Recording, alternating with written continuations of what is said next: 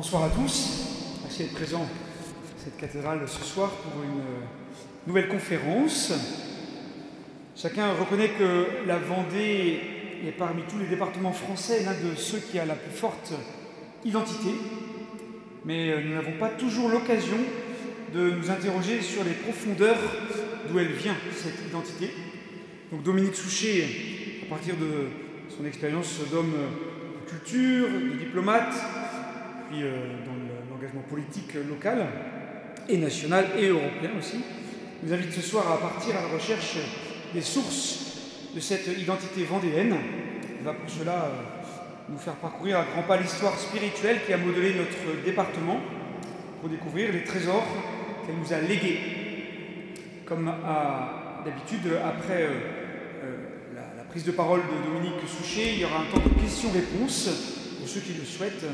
Et je passerai le micro au milieu de vous. Et puis nous terminerons par un Je vous salue Marie pour se confier à la patronne, justement, Notre-Dame de l'Assomption, patronne de notre diocèse. Bonne conférence à tous. Merci, Monsieur le recteur, cher Alexandre. Merci à vous tous d'être présents. Après l'islam avec Henri de Saint-Bon, après le chaos du monde avec Pierre de Villiers, ce soir nous allons régler la focale sur le département qui est le nôtre, la Vendée, pour essayer de redécouvrir ensemble en quoi il est beaucoup plus qu'un département. Qu'est-ce qui définit la Vendée? Qu'est-ce qui constitue son identité? Je vous le demande. Est-ce un paysage? Non. La Vendée englobe de multiples paysages. La plaine, les marais, celui du sud, celui du nord, les bocages, le bas bocage, le haut bocage, les littoraux, les îles. Est-ce alors un climat, une géologie particulière? Pas davantage. Est-ce une langue spécifique? Non plus. Qu'est-ce donc alors? Eh bien, c'est une histoire. C'est, pour reprendre la formule de Pierre Chaunu s'inspirant de Jean Yolle, c'est son histoire qui a hissé la Vendée à la dignité d'une province.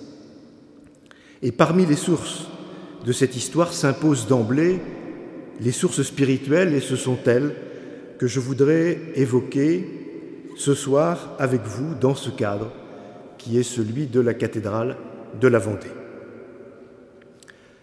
À quand remonte-t-elle?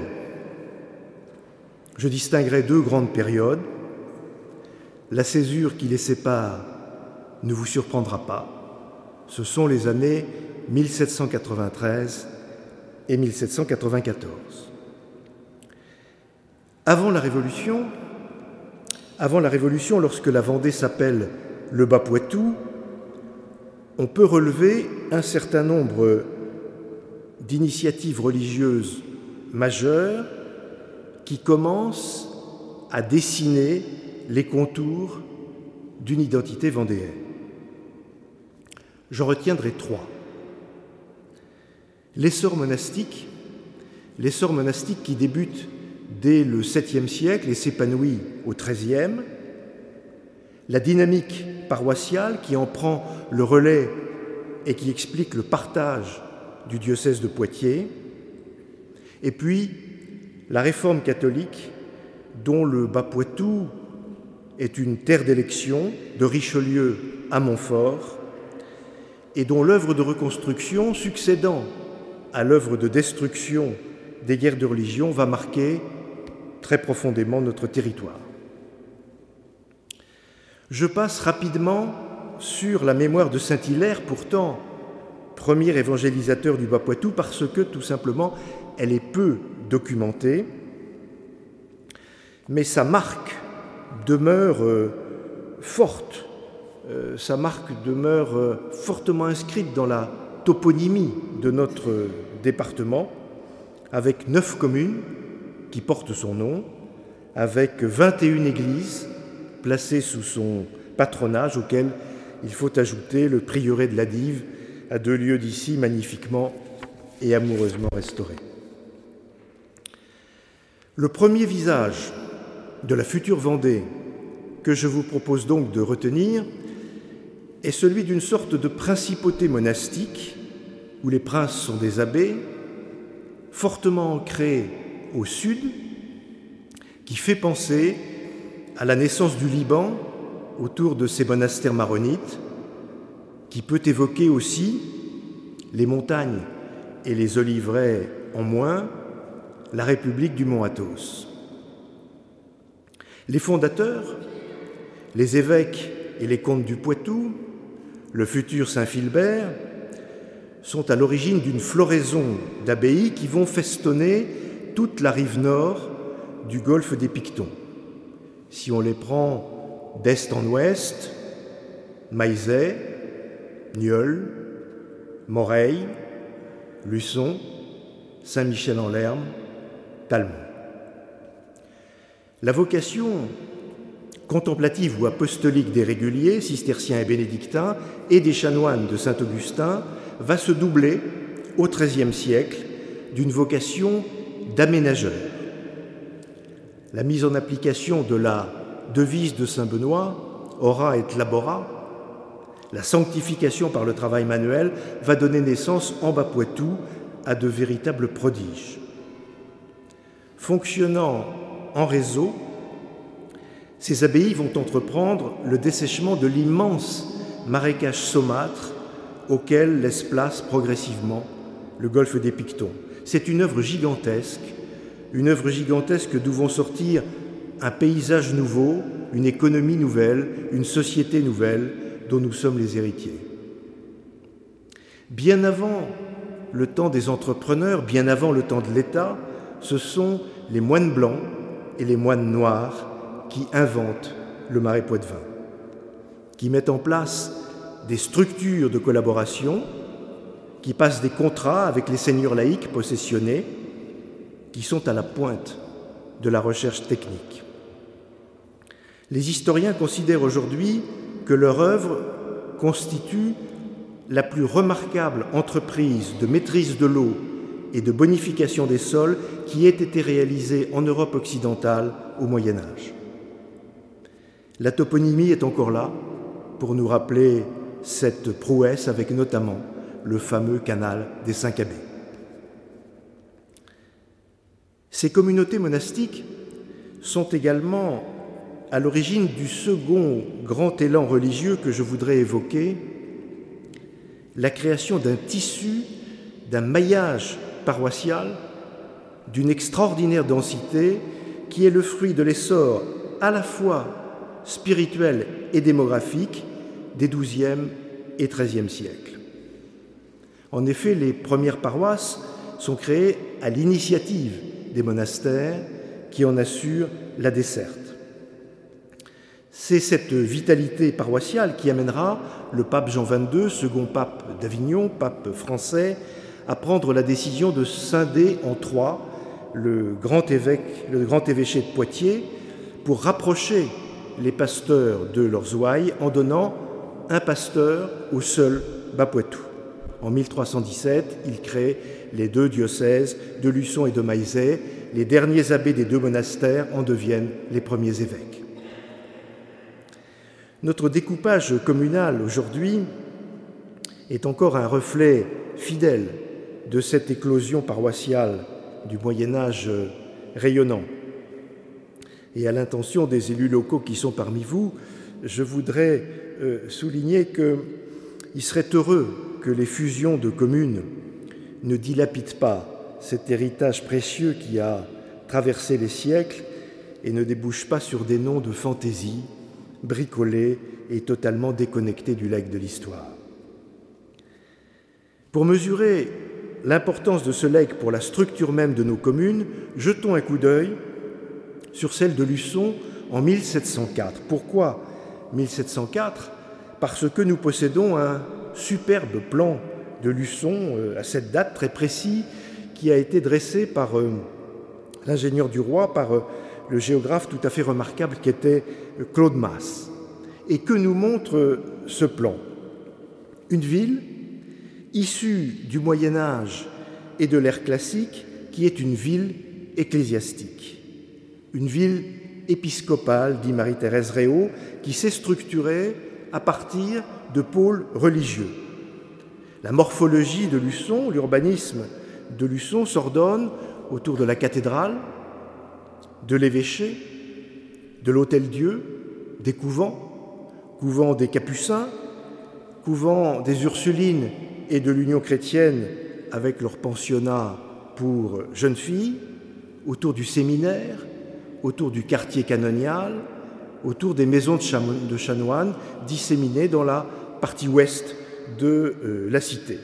Une géographie spirituelle, en somme, et qui demeure inscrite dans la structure même, au cœur de la ville contemporaine.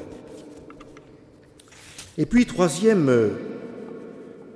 élan, troisième source qui va contribuer à définir, à dessiner l'identité vendéenne, c'est la puissance que va y connaître le mouvement de la Réforme catholique.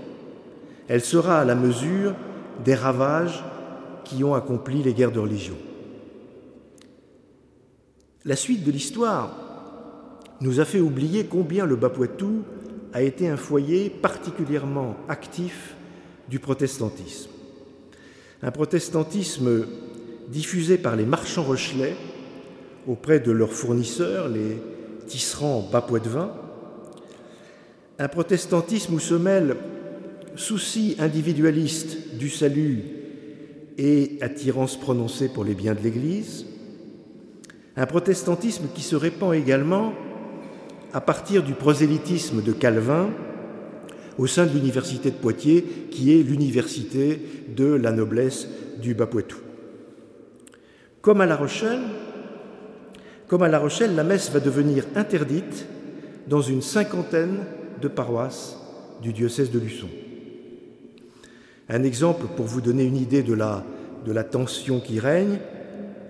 En 1567, les gentilshommes huguenots du Bas-Poitou se réunissent nombreux à Pouzauges pour affirmer solennellement que leur objectif est de détruire la Babylone papistique. Le protestantisme se transforme dès lors en force militaire aux mains d'une noblesse frondeuse et le Bas-Poitou devient terre de parcours privilégiée des armées. Le Bas-Poitou se trouve placé entre deux forteresses huguenotes, les deux Genève de l'Ouest, Saumur et La Rochelle. Et l'abbaye de Maillezais, qui a été prise et qui a été dénaturée par Agrippa d'Aumigné en 1587, devient elle-même une place forte protestante.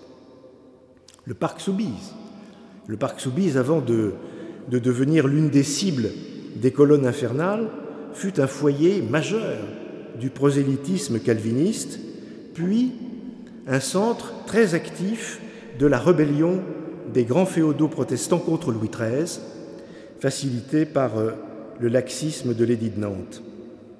C'est à partir de ce fief vendéen que Rohan choisit d'affronter le roi. Il sera, vous le savez, défait à la bataille de l'île de Riez, après avoir au passage mis Luçon en coupe réglée. Je passe sur les ravages considérables, ravages matériels, ravages spirituels occasionnés en Bas-Poitou par les guerres de religion. La cathédrale où vous êtes a fait l'objet d'un acharnement particulier de la part des bandes protestantes qui viennent pour la plupart de La Rochelle. Iconoclasme, vandalisme, pillage, tuerie se succèdent, s'achevant en apothéose, si je puis dire, avec les dévastations des troupes protestantes de Rohan-Soubise qui occupent et qui pillent la ville. Mais voici que ce Bas-Poitou ravagé a la chance de voir arriver à Luçon, en 1608, un jeune évêque de 22 ans qui va se révéler comme l'évêque type de la Réforme catholique. Vous connaissez son nom, Richelieu. C'est lui qui va donner le coup d'envoi du renouveau spirituel et aussi temporel, puisqu'il est également baron de Luçon. Il met en place concrètement toute la panoplie des instruments définis par le Concile de Trente. Visite paroissiale, il visite ses 240 paroisses. Un synode par an, et il veille attentivement à la mise en application des ordonnances synodales. Nombreuses missions paroissiales. Création du premier séminaire de France. Élaboration d'outils de formation, le fameux catéchisme de Luçon et un guide pratique pour les confesseurs. Richelieu veut un clergé armé, spirituellement et intellectuellement, capable de maîtriser les éléments de controverse avec les protestants. Et c'est à Luçon que Richelieu inaugure cette politique de persuasion à l'égard des protestants qu'il ne cessera de mener tout au long de sa vie. Richelieu pense au long terme. Il veille sur sa succession, qui sera assurée par deux excellents prélats, Bragelonne et Nivelle. Ils constitueront, avec ensuite Colbert et Barillon, le meilleur évêque de France selon Louis XIV, une lignée d'évêques remarquables qui vont ancrer dans la durée les fruits de la réforme catholique dans le diocèse de Luçon. Les choses se gâteront un peu avec le développement parmi les élites du mouvement janséniste, une spiritualité exigeante qui avait bien commencé et qui a mal tourné. Et c'est pour contrebalancer l'influence du jansénisme que Monseigneur de Lescure fera appel à ce prodigieux missionnaire qui prêcha dans cette cathédrale en 1711, qu'il fera appel à cet apôtre de feu que fut Louis-Marie Grignon de Montfort. Sa spiritualité baptismale, son génie cinécénique, ses missions ardentes et celles de ses disciples mulotins vont marquer en profondeur la population vendéenne. Montfort est le dernier maillon de cette réforme catholique initiée en Bas-Poitou par Richelieu. C'est donc pendant plus d'un siècle que les missions paroissiales vont labourer spirituellement, irriguer cette population rurale de la future Vendée, y implantant un catholicisme de plein air. République monastique comme fondation, dynamisme paroissial comme expansion, réforme catholique féconde comme reconstruction, voilà des traits puissants qui sculptent indéniablement une identité. Et pourtant, ces traits ne sont pas absolument uniques. On peut les retrouver dans certains autres lieux, en France et en Europe. Non, ce qui va véritablement singulariser la Vendée, c'est la raison pour laquelle elle se soulève en 1793 et la manière avec laquelle elle surmonte l'extermination dont elle est l'objet en 1794. C'est autour de cette charnière que va s'affirmer, certes sur le socle préparé par l'Ancien Régime, une identité vendéenne véritablement singulière. C'est alors que s'opère un basculement de la plaine vers le bocage. Jusqu'à la Révolution et au soulèvement de 1793, c'est la plaine qui commande le territoire de la future Vendée. Une plaine structurée autour de deux centres urbains de taille relativement modeste, Fontenay, la capitale administrative, Luçon, la capitale religieuse. C'est un bocage sans véritable capitale qui va prendre le relais. Un bocage extensif puisqu'il va déborder sur deux autres anciennes provinces et 4 autres nouveaux départements, touchant au total plus de 800 paroisses, et c'est pour le désigner que l'on forgera l'expression de Vendée militaire. Ils ne se doutaient pas, les députés de l'Assemblée constituante, quand ils ont rebaptisé Vendée le Bas-Poitou en 1790, ils ne se doutaient pas de la fortune qu'allait connaître la nouvelle appellation. Ils avaient pris bien soin de laïciser la nouvelle terminologie.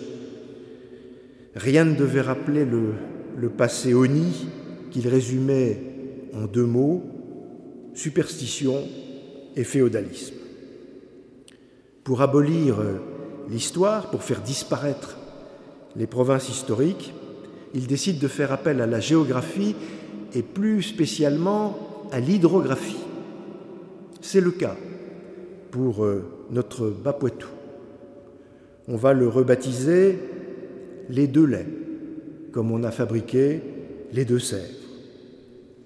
On choisit le nom d'un fleuve côtier qui irrigue le nouveau département en son milieu, qui est né de la confluence de 2 petites rivières qui prennent leur source dans le Bocage, le Grand Lait et le Petit Lait.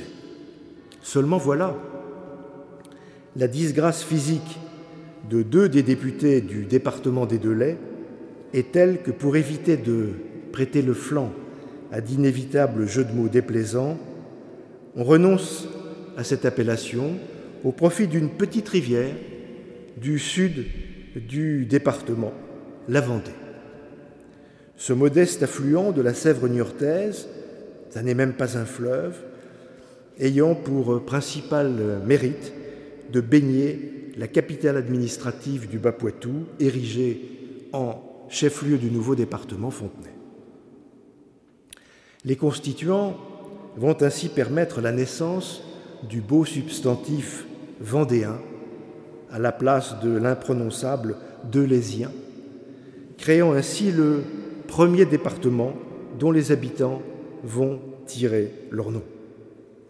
En revanche, leur opération de sécularisation sémantique va totalement échouer puisque le mot vendéen va se charger d'une forte signification spirituelle et celui de Vendée comme une référence en matière de défense de la liberté religieuse. Ils n'avaient pas prévu ça, nos constituants.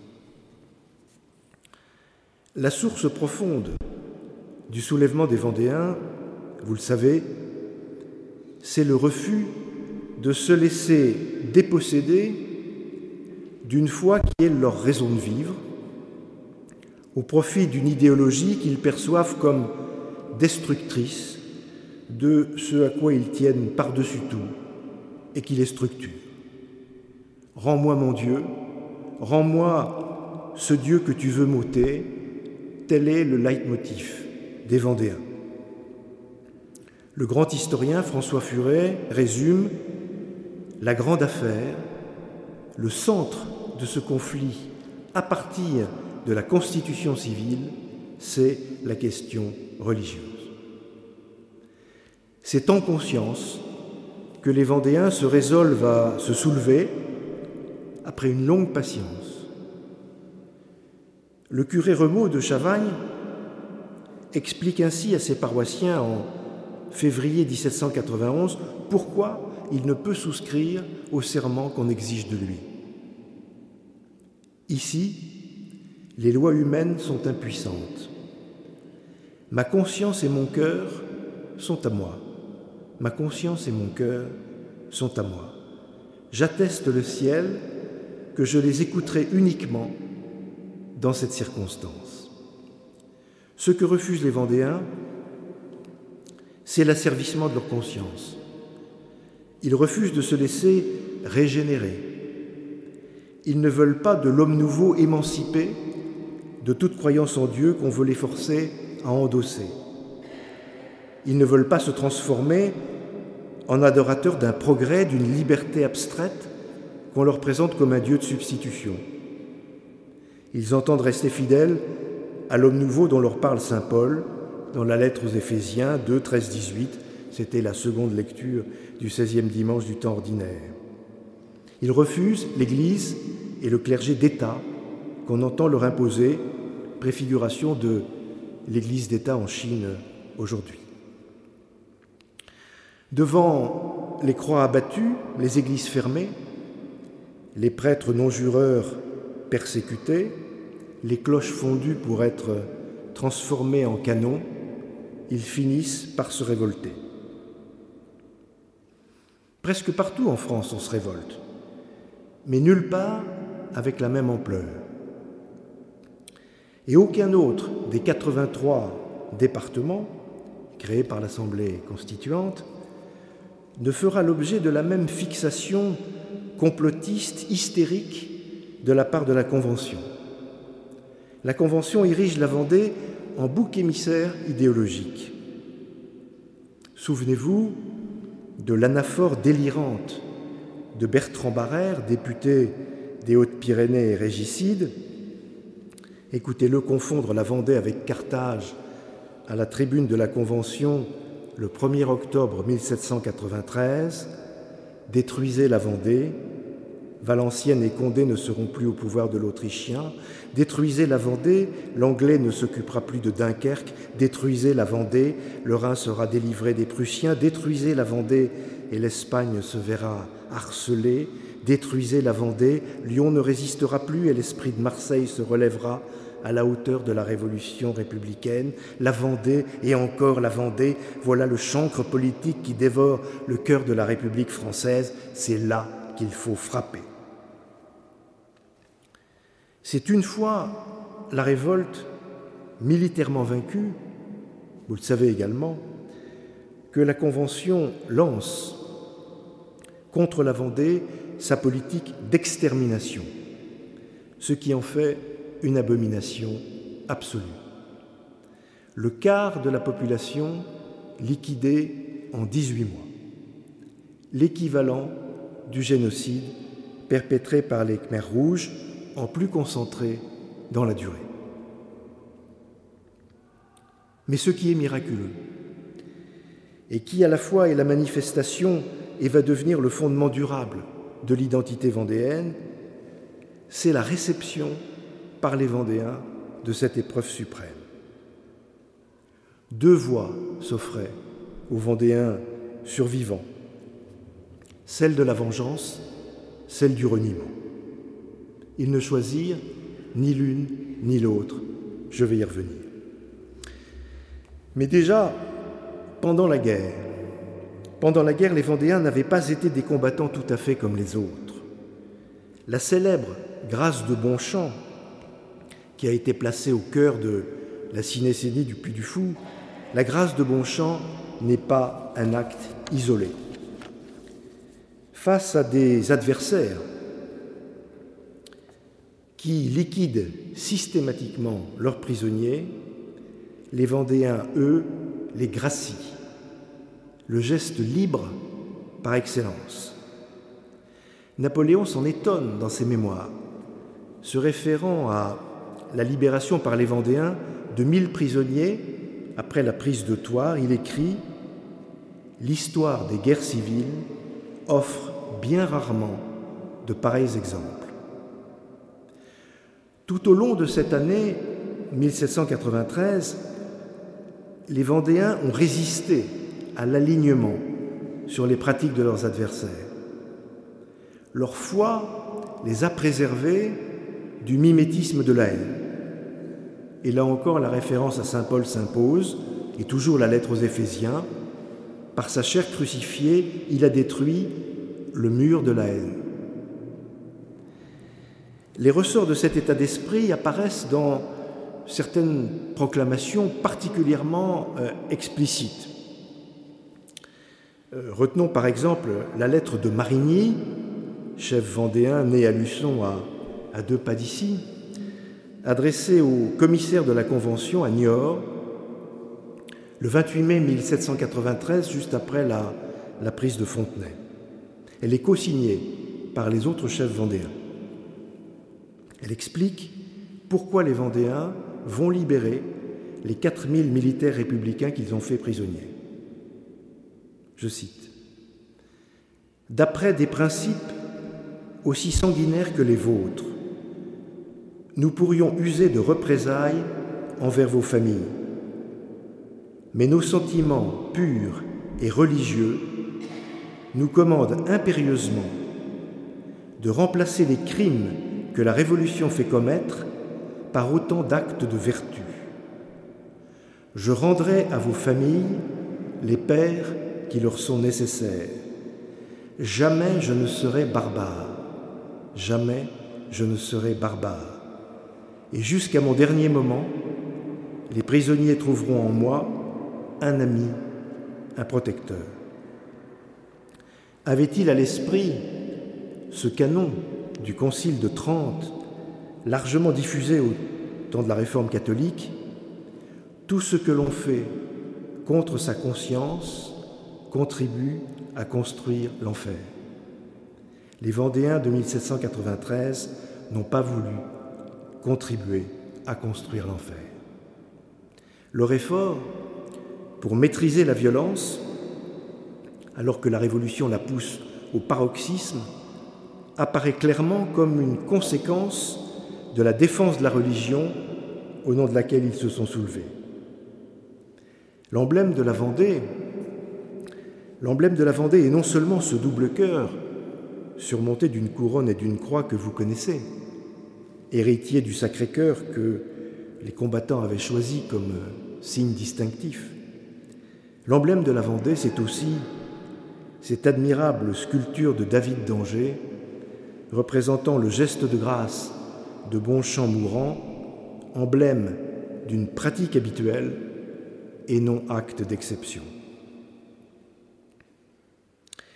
Mais à l'issue de l'extermination radicale, mise en œuvre avec une violence, une sauvagerie insoutenable, ceux qui ont survécu n'avaient-ils pas humainement toutes les raisons de s'enfermer dans un ressentiment inexpiable, d'aspirer à la sécession, de rester envoûtés par le souvenir des atrocités, de se figer dans une posture victimaire? Ils ne le feront pas. Ils choisiront une autre voie paradoxale aux yeux de ceux qui excluent les facteurs spirituels dans leur chaîne explicative. Ils choisissent de se relever en devenant non des vengeurs, mais des créateurs.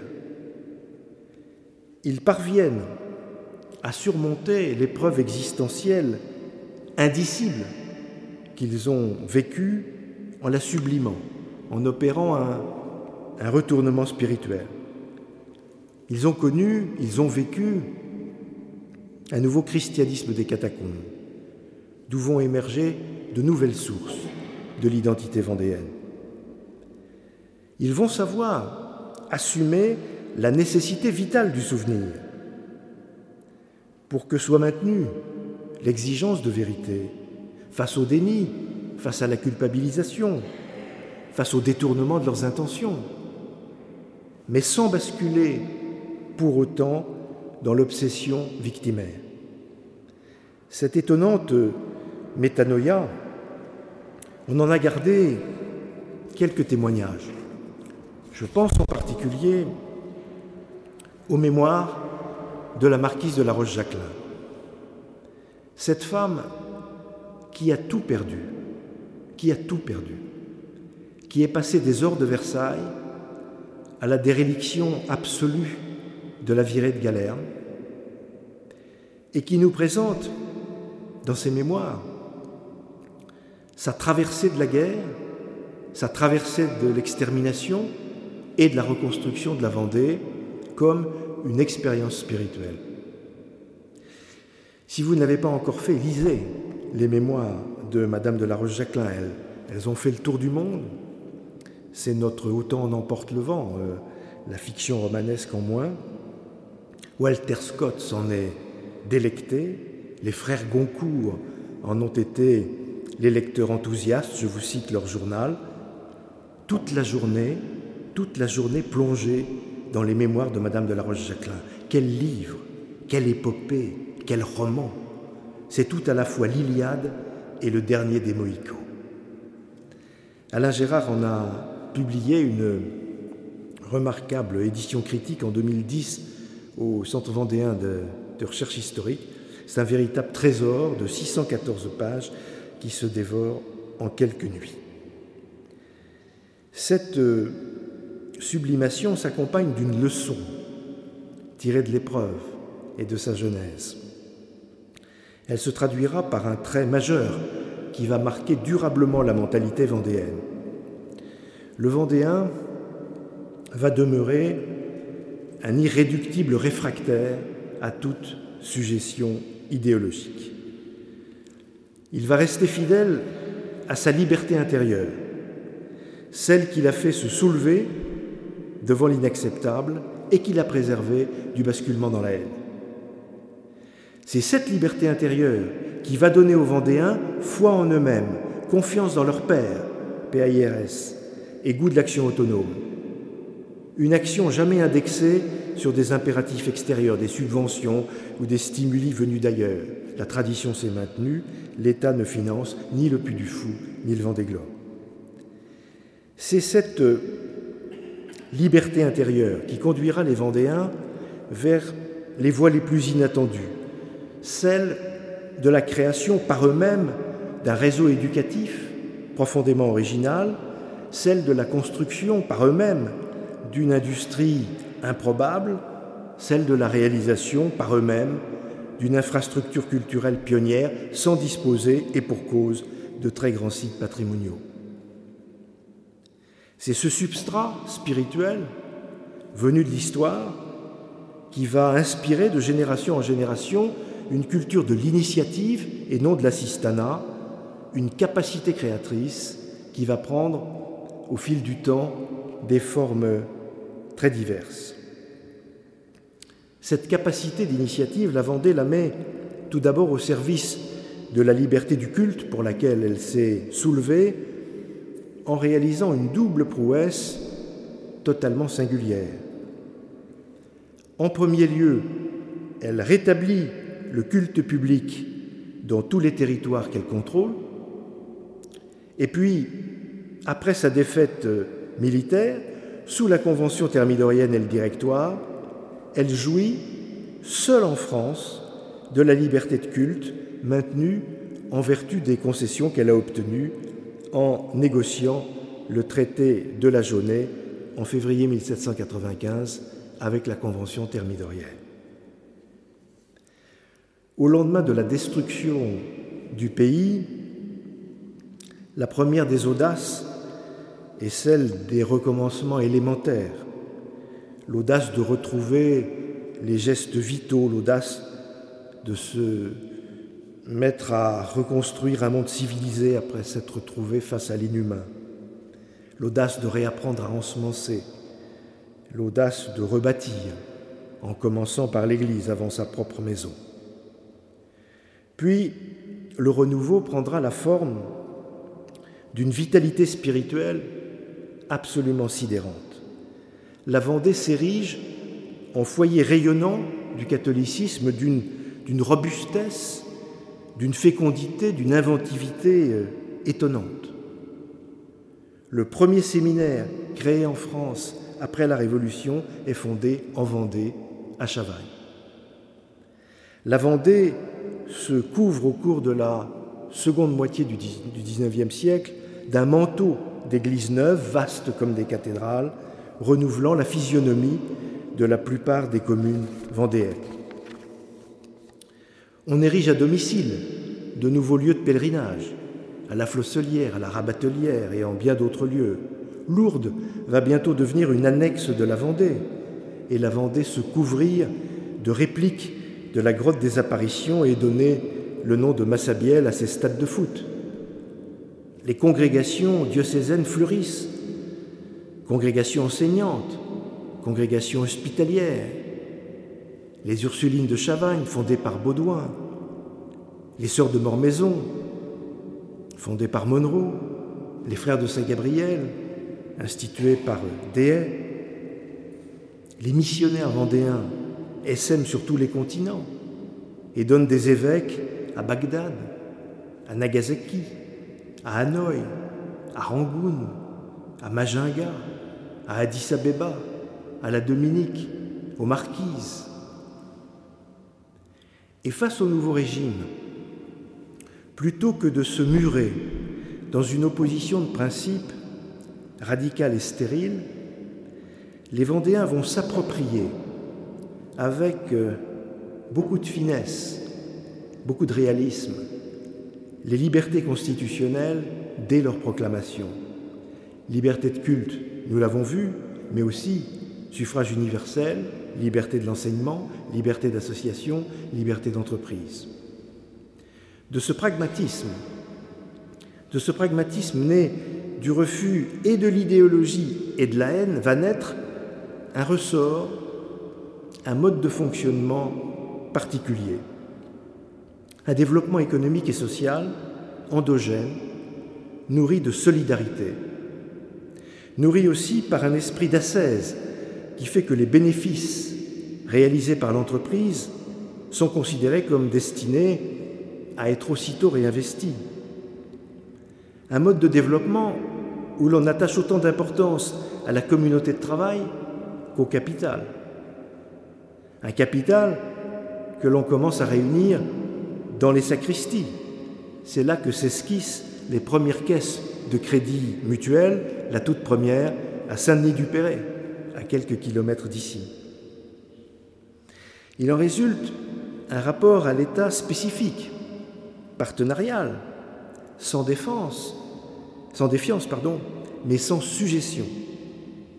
L'extraordinaire essor économique que va connaître la Vendée, qui sera qualifié de miracle vendéen, le prodigieux attrait touristique que va susciter le département ne doivent rien à un aménagement du territoire planifié par l'État, ils doivent tout à l'initiative et à la solidarité locale. Dans le domaine essentiel de l'enseignement, après avoir retourné contre leurs auteurs les persécutions contre les congrégations sous la Troisième République, la Vendée va devenir, au lendemain de la Seconde Guerre mondiale et tout au long des années 50, le fer de lance du combat pour la liberté scolaire. Porté par un formidable mouvement populaire en faveur de l'école libre, l'évêque de Vendée, Monseigneur Cazot, qui était surnommé le pape de Luçon par un Jean XXIII un peu effarouché par l'audace de ce prélat landais devenu vendéen de cœur, Monseigneur Cazot ose affronter l'État en invitant ses diocésains à la grève de l'impôt. L'adoption de la loi Debré, Michel Debré, Premier ministre, que Monseigneur Cazot va rencontrer, ainsi que le général de Gaulle, eh bien, cette loi Debré, elle doit beaucoup à la Vendée. Monseigneur Cazot a voulu que son corps repose dans sa cathédrale. Il est inhumé ici dans le caveau des évêques. Et puis, eh bien, cette sève, elle est loin d'être tarie, comme l'atteste la création en Vendée, en 1990, d'une nouvelle université catholique, l'ICES. On n'avait pas vu ça en France depuis plus d'un siècle. Je passerai rapidement sur l'originalité du développement culturel vendéen, parce que vous connaissez le Puy du Fou, parce que vous connaissez le réseau de sites départementaux issus du programme Patrimoine 2000 lancé par Philippe de Villiers, l'Historial et le Mémorial des Lucs, la chaboterie, première utilisation de la fibre optique dans un monument historique pour restituer la vie d'un logis vendéen avant et pendant la Révolution, les abbayes de Nieul et de Maillezais, acquises, restaurées, scénarisées par le département pour faire comprendre le rôle civilisateur qui a été le leur. Ce furent d'ailleurs les premières scénographies de Bruno Cellier, à qui sont confiés aujourd'hui les Invalides, le Palais des Papes d'Avignon ou le Mont-Saint-Michel. Et puis greffé sur l'ensemble de ces sites, une originale école départementale du patrimoine. Je terminerai par un autre legs précieux issu de cette source vive du christianisme vendéen, c'est le sens du collectif, directement lié à la pratique du don de soi. La Vendée ne s'est pas laissée jusqu'ici pulvériser par le poison de l'individualisme narcissique, croisons les doigts, car il frappe partout. À ce fond de catholicisme de plein air se rattachent directement certains traits marquants de l'identité vendéenne. Le sens de l'engagement civique, la vitalité associative, la pratique du bénévolat, l'art de se rendre service, le développement des sports collectifs et des pratiques culturelles collectives, théâtre amateur, chant choral, harmonie, issus le plus souvent, les uns et les autres, du dynamisme paroissial.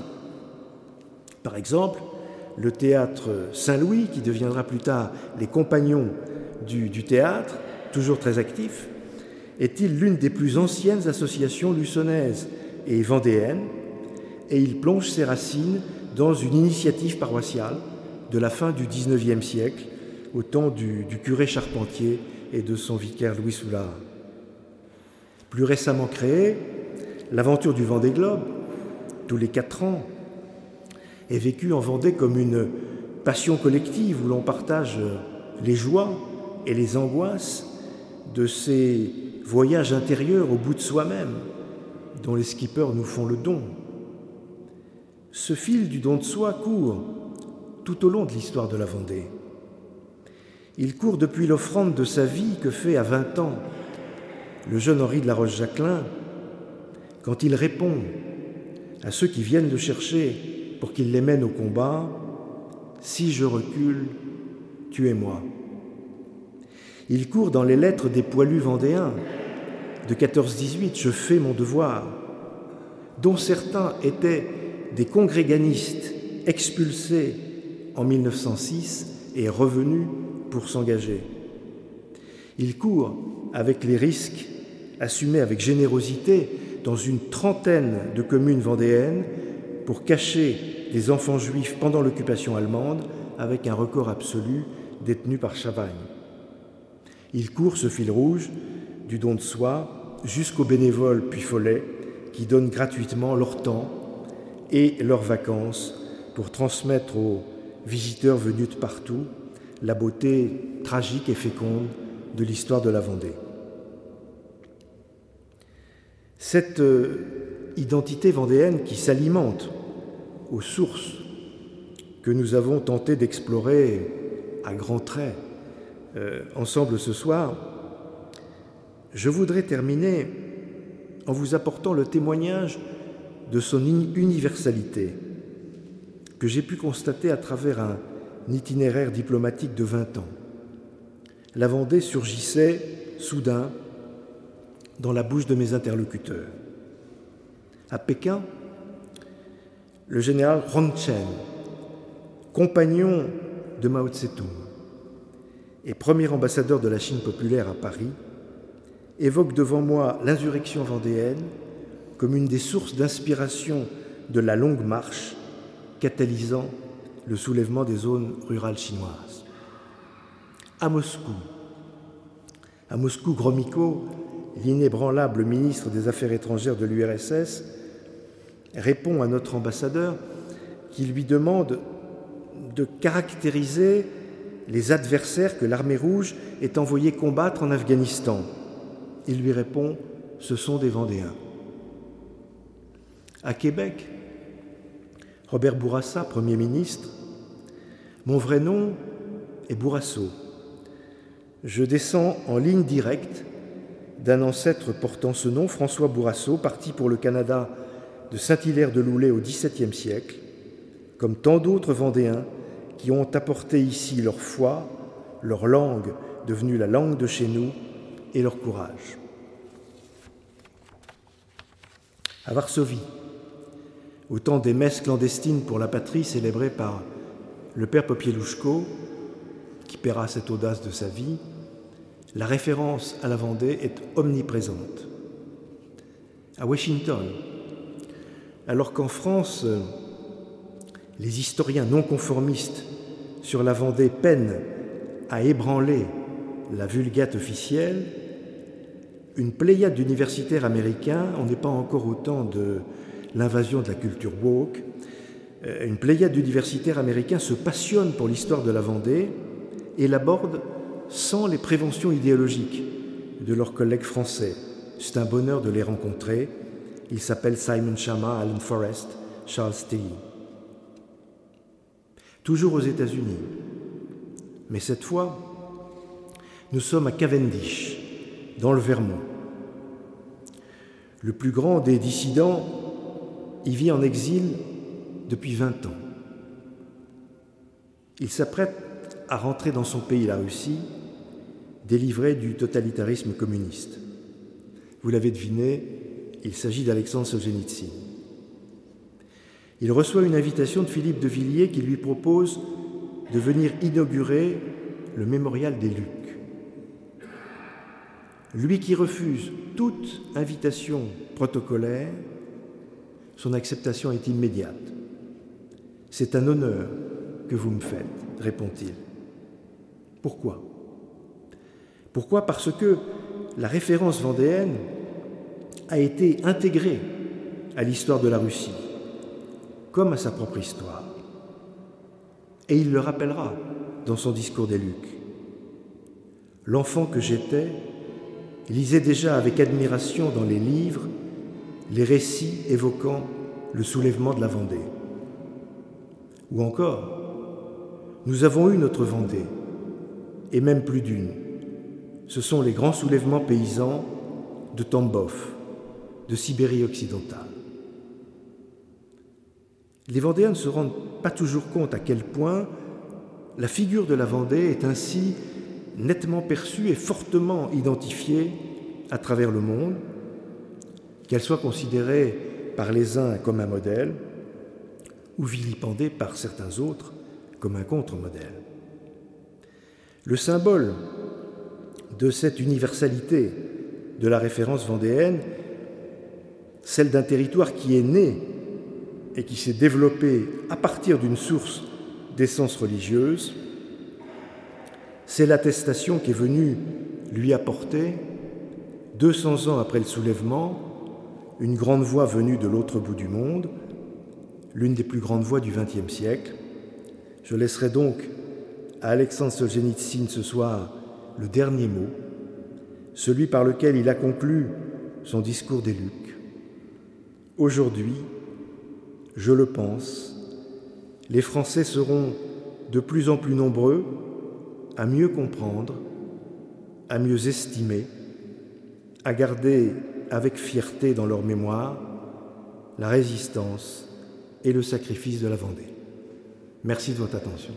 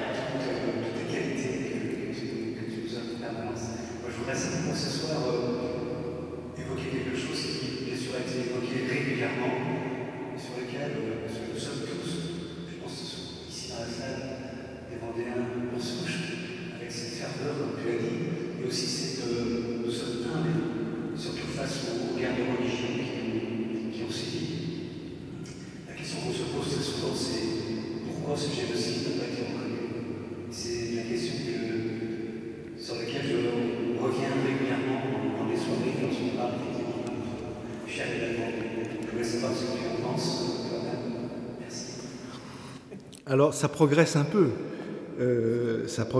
C'est-à-dire que pendant pratiquement 200 ans, il y a eu ce que Reynald Secher appelle le mémoricide, c'est-à-dire que, voilà, les historiens universitaires ne parlaient pas de ce qui s'était passé en Vendée, et il y avait un gardien de l'orthodoxie, qui était la chaire d'histoire de la Révolution française de la Sorbonne,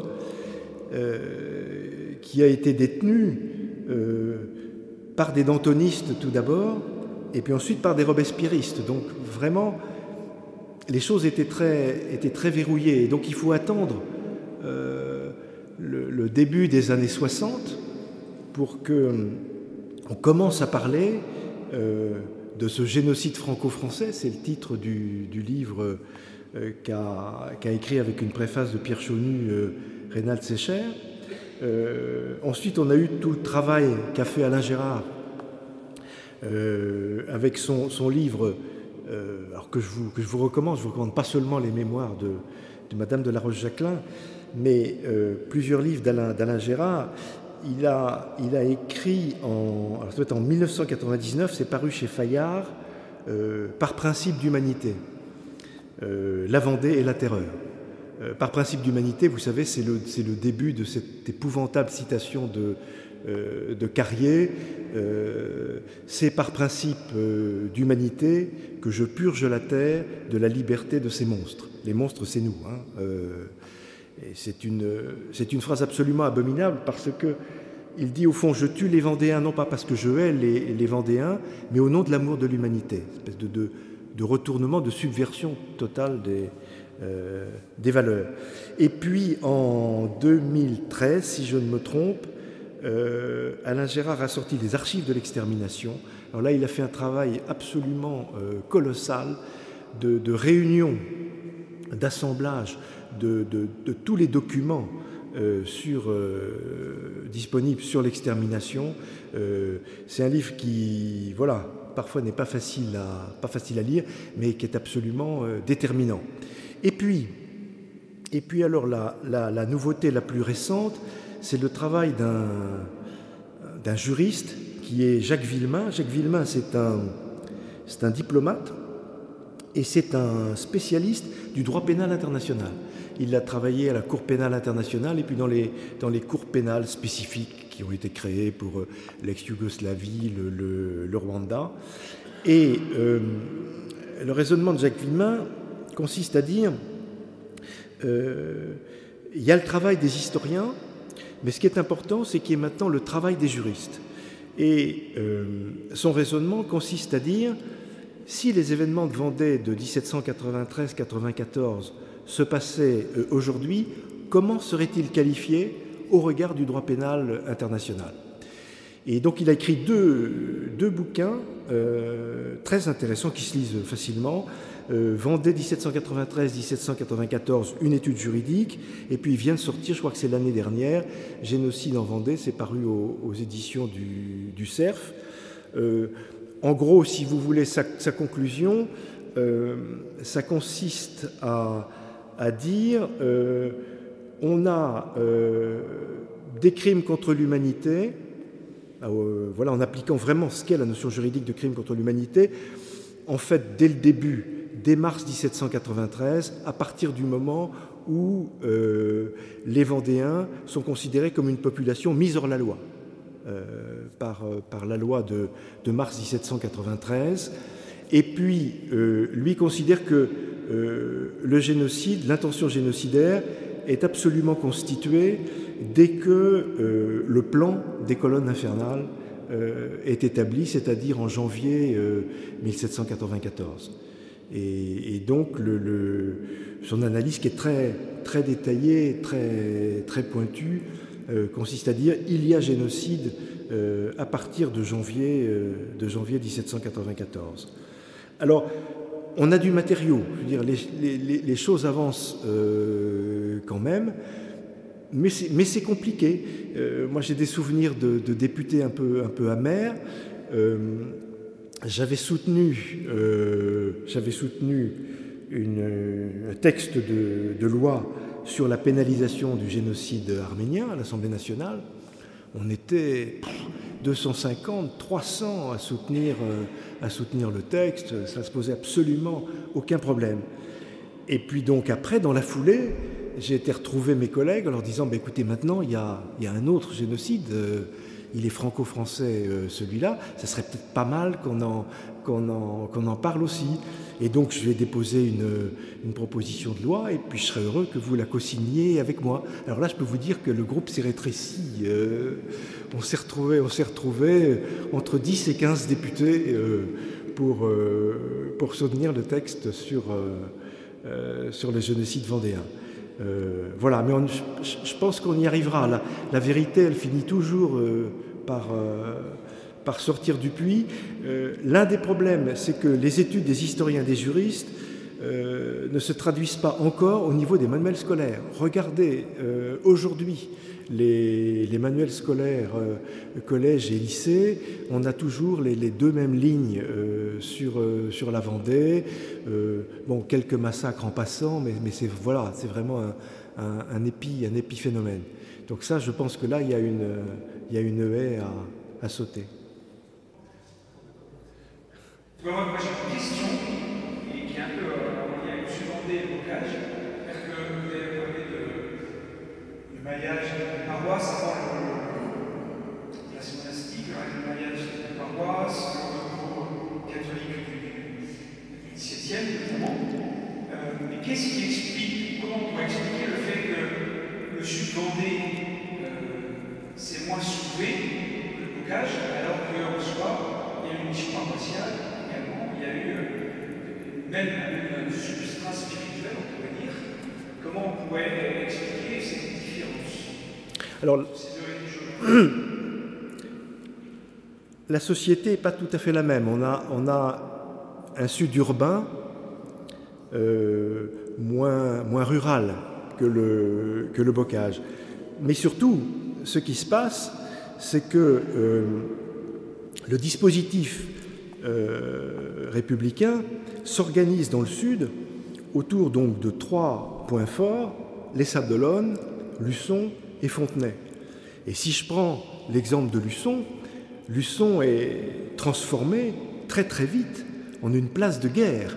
Dès juin 1793, les régiments arrivent à Luçon et c'est à partir de Luçon que les troupes républicaines vont aller à l'offensive contre les troupes vendéennes. La crainte des républicains, c'est que la contamination s'étende, qu'elle descende, parce qu'effectivement, il n'y a aucune raison qu'elle ne descende pas. La population luçonnaise, quand l'évêque constitutionnel arrive ici dans la cathédrale, la foule de Luçon le conspue, refuse d'aller à ces cérémonies. Donc voilà, la crainte, c'est qu'effectivement, le soulèvement puisse gagner Luçon. Et pour éviter ça, on fait de Luçon une place forte, on amène la guillotine très vite, qui est quand même très, très dissuasive, et on procède à un certain nombre d'exécutions. Et Luçon va être aux avant-postes de la phase terroriste. Un certain nombre des colonnes incendiaires, des colonnes infernales que j'évoquais tout à l'heure, partiront d'ici, partiront de Luçon. C'est à Luçon qu'arrivent les convois de pillage qui sont effectués dans la zone insurgée, et c'est à Luçon qu'arrivent les prisonniers qui subissent leurs premiers interrogatoires ici devant le tribunal révolutionnaire. Et puis, voilà, à Luçon, c'est un coup de force ce qui se passe, c'est-à-dire c'est un mécanisme comme les soviets de 1917, c'est les amis de la Constitution, sont des minorités radicales, extrêmement agressifs, qui prennent le pouvoir, qui virent le maire et la municipalité et qui prennent le pouvoir. Et il se passe la même chose à Fontenay, il se passe la même chose au Sable d'Olonne. Mais Luçon est particulièrement important dans le dispositif républicain parce qu'il coupe la route de La Rochelle aux Vendéens. Donc c'est vraiment une place très très très très stratégique et où la présence militaire sera extrêmement forte.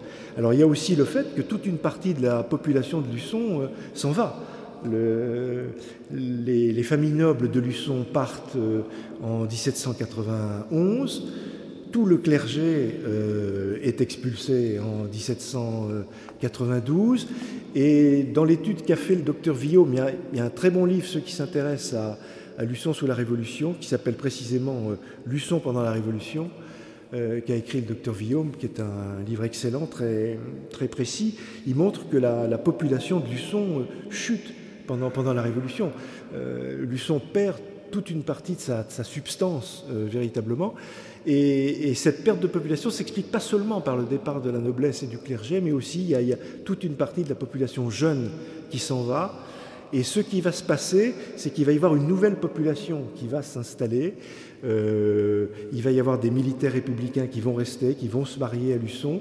Il y aura véritablement une politique d'installation de ce que les amis de la Constitution appellent des citoyens sûrs. Voilà. Et puis bon, ben la cathédrale où vous êtes, elle est à ce moment-là totalement transformée. La nef dans laquelle vous êtes alors sert de caserne aux troupes. Et puis alors le chœur est réservé aux amis de la Constitution, aux gardes nationales. Alors c'est compliqué parce qu'il y a tout un tas d'organes qui se jalousent les uns les autres. Il y a donc la garde nationale, il y a les amis de la Constitution, il y a le comité de surveillance. Donc tous ces organes siègent dans le chœur de la cathédrale, ce qui explique qu'on n'a pas trop de destruction dans le chœur, parce que donc là ils avaient besoin du chœur pour leur manifestation.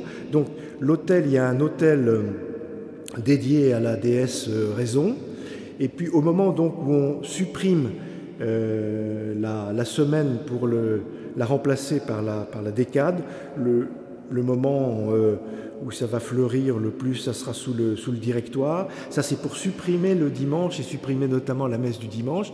Alors, on instaure la fête du décadi. Donc, tout le monde vient, enfin tout le monde, on vient ici. Il y a donc l'autel de la Raison. On expose la déclaration des droits de l'homme et du citoyen. On lit les textes de loi qui sont parus. On annonce les naissances, les mariages, les divorces. Voilà. Et puis, qu'est-ce qu'on fait encore? Et alors, on substitue aussi des fêtes aux fêtes religieuses traditionnelles. Alors, il y a la fête de la souveraineté nationale, on instaure la fête de la souveraineté nationale, la fête des époux.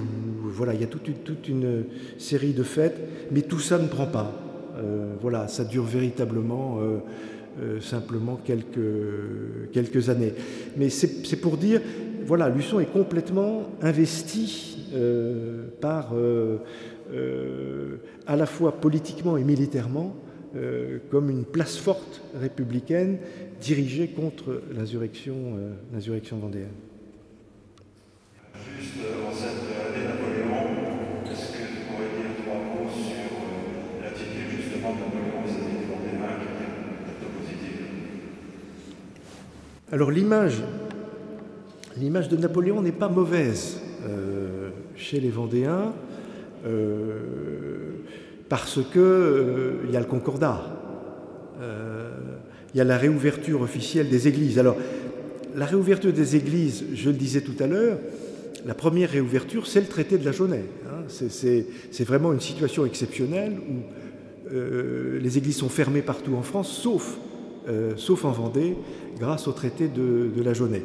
Mais évidemment, le Concordat de 1801, voilà, réouvre complètement les églises partout.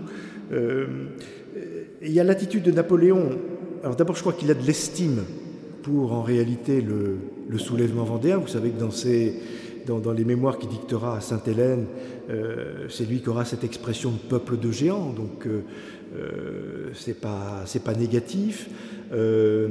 Alors, c'est pas totalement confirmé, mais apparemment, d'après ce que dit Thierry Lenz, Bonaparte a refusé de venir servir en Vendée, dans les armées républicaines.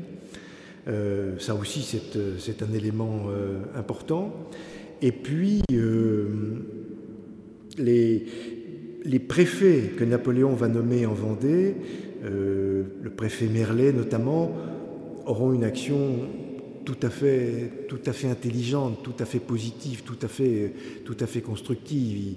Il mettra en œuvre la réouverture des églises, ils mettront en place des crédits pour commencer à restaurer les églises qui ont été détériorées. C'est le préfet Merlet, par exemple, qui réouvre à Luçon. La cathédrale est inutilisable, l'église Saint-Mathurin a été complètement détruite, et donc le préfet Merlet ouvre la chapelle de l'hôpital, qui va être le lieu où on va dire la messe à Luçon. Donc il y a incontestablement, Napoléon participe à la reconstruction de la Vendée, tout en souhaitant naturellement éviter qu'un soulèvement ne recommence. Et donc, voilà, on enlève le chef-lieu à Fontenay, on le met dans le petit bled de La Roche-sur-Yon, au cœur du département.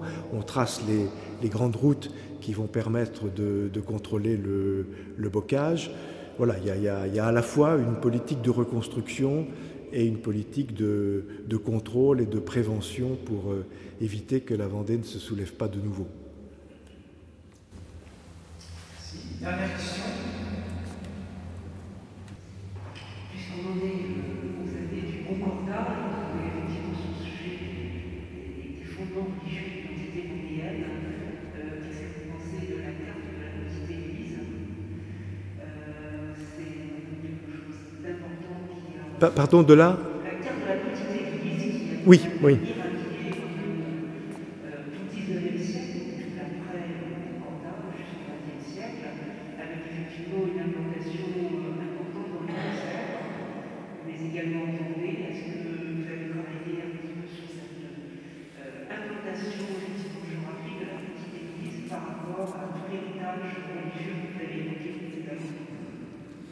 Alors, la petite église, elle est à la fois admirable de fidélité, mais en même temps, elle commet en réalité une erreur d'appréciation parce qu'elle considère que le concordat équivaut à la constitution civile du clergé. Et l'attitude de la petite église, c'est non possumus. On a refusé, on s'est soulevé pour ne pas prêter serment à la constitution civile du clergé. On ne peut pas accepter le concordat qui est la même chose. Seulement, il y a une énorme différence entre la constitution civile du clergé et le concordat. C'est que le concordat maintient le lien avec Rome, alors que la constitution civile du clergé le détruisait. La constitution civile du clergé, c'est vraiment le moment où tout dérape, et c'est très tôt, hein, c'est 1790. La constitution civile du clergé, c'est pas seulement qu'on passe de 135 évêchés à 83, c'est pas seulement qu'on supprime, les chapitres, on dissout tous les chapitres sont interdits, les biens des chapitres sont spoliés, passent au district. C'est grave parce que les chapitres, depuis la fondation des abbayes que j'évoquais tout à l'heure, ont joué un rôle absolument majeur, à la fois spirituel et temporel. On dissout aussi toutes les congrégations qui n'ont pas une fonction sociale, donc tous les contemplatifs, etc. Mais surtout, la disposition principale de la constitution civile du clergé, c'est l'élection des évêques et des curés par les citoyens, par tous les citoyens, c'est-à-dire par les catholiques et par ceux qui ne sont pas catholiques. Et donc c'est fini, il n'y a plus de consécration épiscopale faite par Rome. Le lien avec Rome est complètement coupé. C'est-à-dire qu'on a une église nationale qui est totalement gérée par l'État. Les évêques et les prêtres deviennent des fonctionnaires publics entièrement gérés par l'État comme les autres. Et c'est cette différence que n'a pas voulu voir la petite Église. Cette identification qu'elle a faite entre le Concordat et la constitution civile du clergé.